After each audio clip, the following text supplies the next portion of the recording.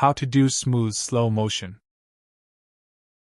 To begin, I added a video to my timeline that I want to do slow motion. Select the razor tool, then move the playhead to where to want the slow motion to happen and add a cut. Next, move the playhead to where you want the slow motion to stop and add a cut there.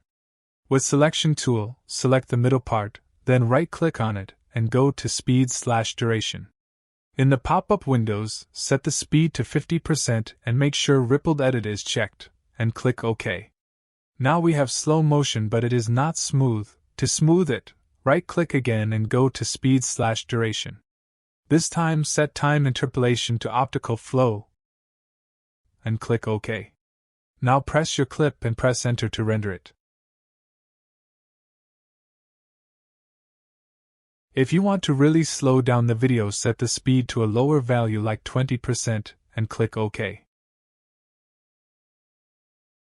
Anyway guys, thanks for watching and I hope you found this useful.